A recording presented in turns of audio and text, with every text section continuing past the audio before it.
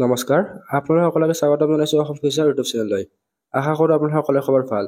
তো এই ভিডিঅ'টোত আজি আমি AIIMS all India institute of medical science গুৱাহাটীৰ BSc নাৰ্ছিঙৰ এপ্লিকেশ্যন ফৰ্মৰ কথা আলোচনা কৰিম। তো এইমছৰ BSc নাৰ্ছিঙৰ এপ্লিকেশ্যন ফৰ্ম মুকলি হৈ গ'ল। তো এইমছ গুৱাহাটীৰ কাৰণেও এপ্লিকেশ্যন ফৰ্মখন আহি গ'ল।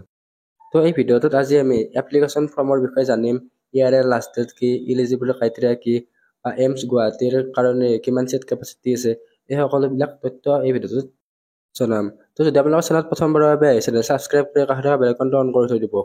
আৰু যদি আপোনালোক ভাবে ভিডিঅ'টো শ্ল' হৈছে তেনেহ'লে 1.5x বা 1.25x প্লে কৰি চাব। তো এতিয়া ভিডিঅ'টোৰ মেইন টপিকলৈ আগবাঢ়ো। তো ফাৰ্ষ্টলি অলপমান এইমছ গুৱাহাটীৰ বিষয়ে চাই লওঁ।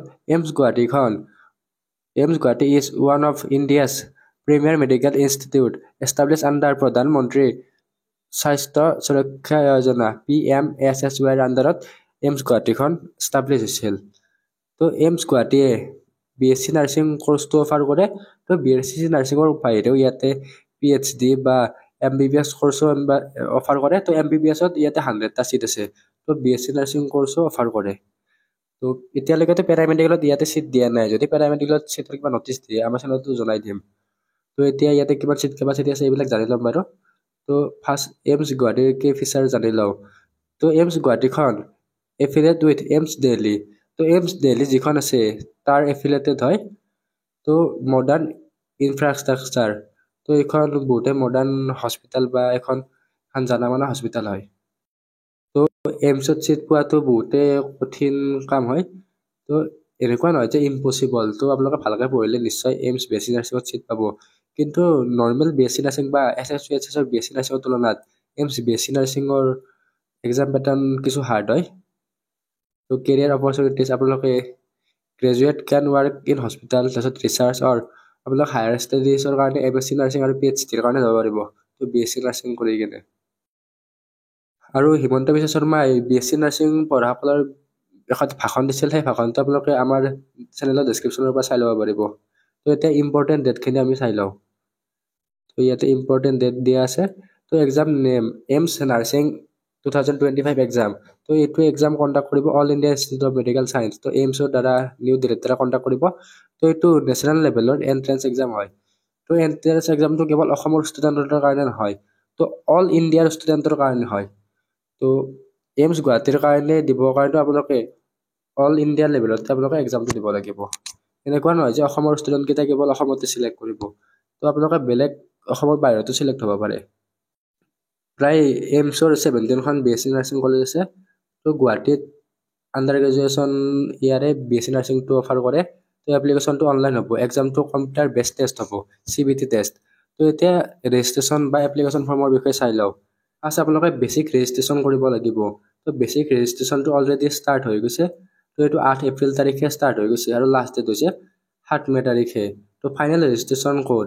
তো এটা RUC কোড জেনেৰেশ্যন কৰিব লাগে। তো এইটো জেনেৰেশ্যন কৰাৰ পিছত আপোনালোকে ফাইনেল ৰেজিষ্ট্ৰেশ্যনৰ কাৰণে যাব পাৰিব। তো ফাইনেল ৰেজিষ্ট্ৰেশ্যন কোড বা RUC কোড জেনেৰেশ্যনটো আপোনালোকে 17 এপ্ৰিল বা 17 এপ্ৰিলৰ পৰা ষ্টাৰ্ট হ'ব। এইটোৰ লাষ্ট ডেট হৈছে 15 মে তাৰিখে। তো আপোনালোকে RUC কোডটো জেনেৰেশ্যন কৰাৰ পিছতে ফাইনেল ৰেজিষ্ট্ৰেশ্যনটো কৰিব পাৰিব। তো ফাইনেল ৰেজিষ্ট্ৰেশ্যনৰ তাৰিখ হৈছে 17 এপ্ৰিল আৰু লাষ্ট ডেট হৈছে 15 মে।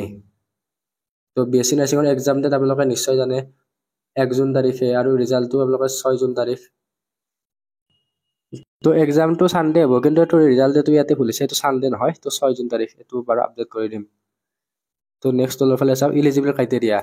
তো বহুত কেণ্ডিডেটে সুধি থাকে যে ইয়াৰে ইলিজিবল ক্ৰাইটেৰিয়া কি, গ্ৰেছ মাৰ্ক একচেপ্ট কৰে নে নাই।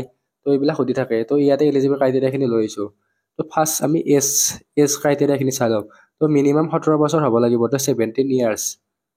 তো 17 ইয়াৰ্ছ হ'ব লাগিব। এইটো হ'ব 31 ডিচেম্বৰ 2025 হিচাপত।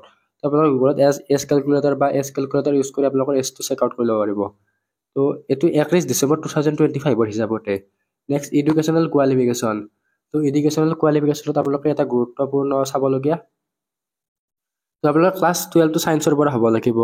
1 number 2 number physics, chemistry, biology আৰু ইংলিছটো আপোনালোকে থাকিব লাগিব। তো মেইনলি PCB হ'বই লাগিব। এতিয়া পাৰ্চেণ্টেজৰ ক্ষেত্ৰত বহুতে কনফিউজ থাকে।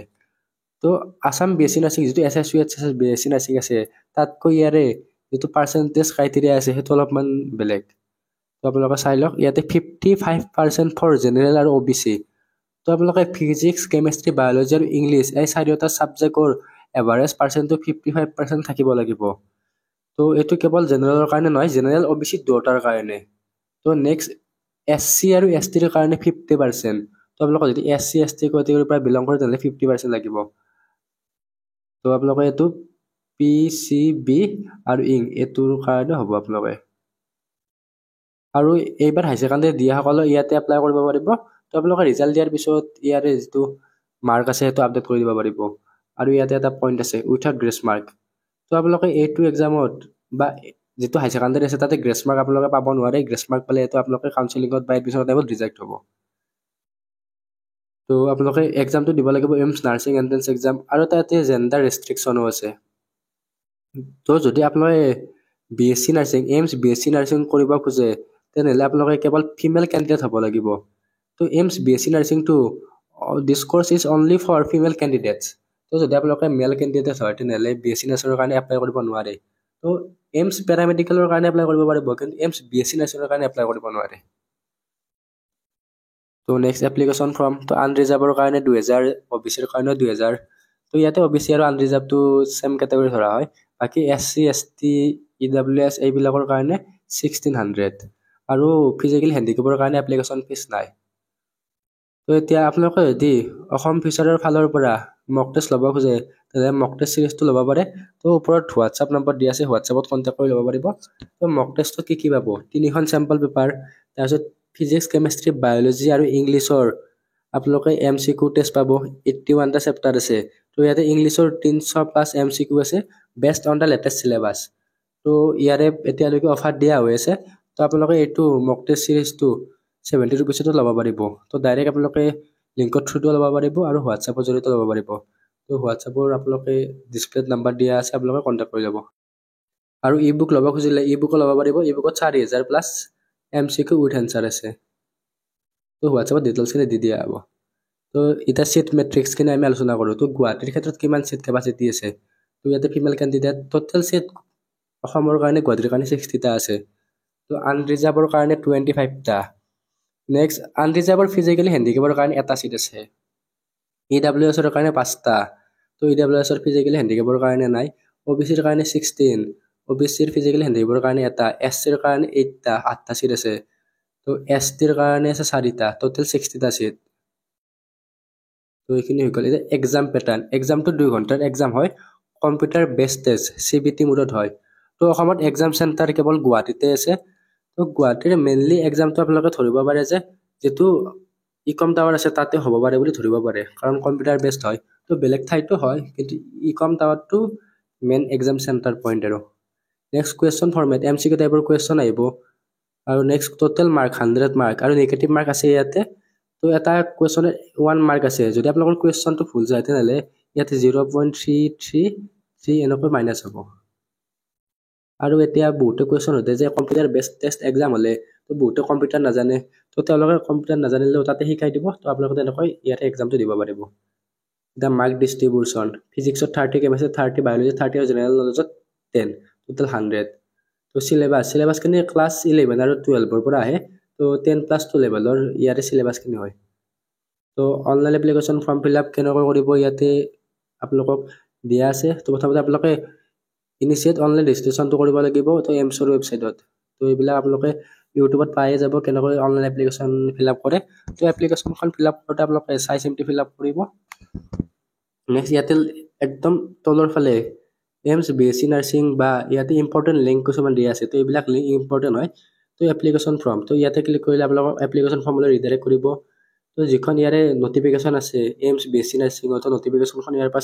চাই ল'ব পাৰিব অফিচিয়েল ৱেবসাইট এমছ BSc নাৰ্ছিংৰ অফিচিয়েল ৱেবসাইট এইটো হয় তো আমাক সাবস্ক্ৰাইব কৰি থৈ দিব আৰু ষ্টাডি মেটেৰিয়েল তো যেতিয়া আপোনালোকে BSc নাৰ্ছিং ডিফাৰ্ম পেৰামেডিকেলৰ কাৰণে ই-বুক ল'ব গৈছে তেনেহ'লে ইয়াৰ পৰা ল'ব পাৰিব তো এতিয়া এপ্লিকেশন ফৰ্মত ক্লিক কৰোঁ এপ্লিকেশন ফৰ্মত ক্লিক কৰাৰ পিছত এমছ BSc নাৰ্ছিংৰ অফিচিয়েল ৱেবসাইটলৈ ৰিডাইৰেক্ট কৰিব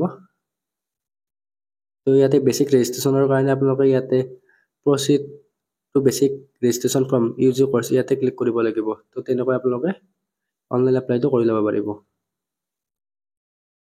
তো এই ভিডিওটোত এইখিনি আছিল আশা কৰো আপোনালোকে ভিডিওটো ভাল পালে তো যদি আপোনালোকে এইমছৰ কাৰণে ইণ্টাৰেষ্টেড হয় তেনেহ'লে এইটো এণ্ট্ৰেঞ্চ এক্সাম দি চাব পাৰে। তো নেক্সট এইমছৰ কিছুমান ৰিলেটেড ভিডিঅ' আৰু আহিব, আৰু এইমছৰ পেৰামেডিকেল কৰ্চৰ বিষয়ে আমি ভিডিঅ' লৈ আহিম। তো ভিডিঅ'বিলাক ডেইলি বা উইকলি বেচিছত তেনেকৈ দি দিম আপোনালোকক। আপোনালোকে চেনেলটো ছাবস্ক্ৰাইব কৰি থৈ দিব আৰু হোৱাটছআপ গ্ৰুপত জইন হৈ ল'ব। ধন্যবাদ।